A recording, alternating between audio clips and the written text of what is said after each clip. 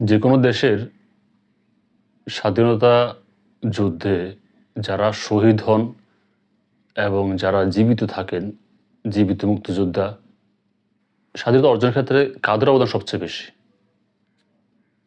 অবশ্যই যারা যুদ্ধে জীবন দিয়েছেন, নিজেদেরকে উৎসর্গ করেছেন, প্রাণ দিয়েছেন, তাদের অবদান সবচেয়ে বেশি।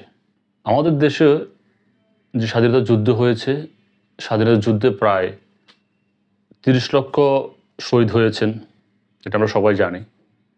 কিন্তু আপনি এটা কি জানেন,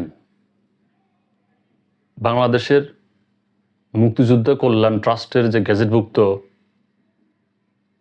শহীদ মুক্তিযোদ্ধাদের পরিবারের সংখ্যা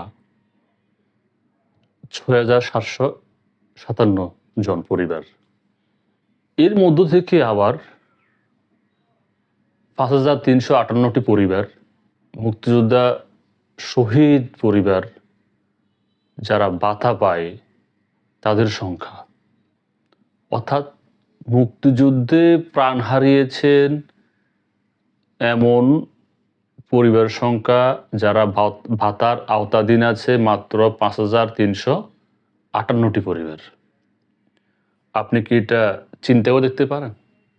যেখানে ৩০ লক্ষ শহীদ হয়েছেন, সেখানে মাত্র ৫,৮০০। তাহলে আমার আরও যে ২৯,৯৩,হাজার বা এই ধরনের কোয়ান্টিটি, তারা কেন এই ভাতার আওতাধীন নয়? প্রশ্ন জাগতে পারে। অতএব আপনার জানা মতে এমন কোনো জীবিত মুক্তিযোদ্ধা পরিবার কি আছে যারা বর্তমান সরকারের ভাতার আওতাধীন হন নাই? বরং আপনি দেখবেন যে যারা যুদ্ধ করে নাই তারাও কিন্তু সার্টিফিকেট বানিয়ে, মুক্তিযুদ্ধের সার্টিফিকেট বানিয়ে তারাও কিন্তু ভাতা নিচ্ছে এবং বড় কোয়ান্টিটি নিচ্ছে। এবং মুক্তিযোদ্ধার জন্য অনেক ধরনের সুযোগ সুবিধা সরকার করেছে, সেটার সুভোগ করতেছে। তাহলে প্রশ্ন হলো, আমরা আদৌ কি মুক্তিযোদ্ধা এবং মুক্তিযুদ্ধকে আমরা কি আদৌ সম্মান করতে পেরেছি কিনা?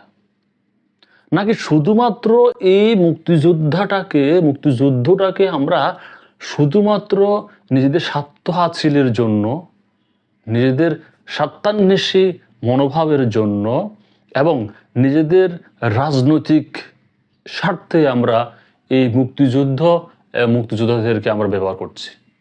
এটা প্রশ্ন হলো আপনাদের কাছে, আপনারাই বলুন।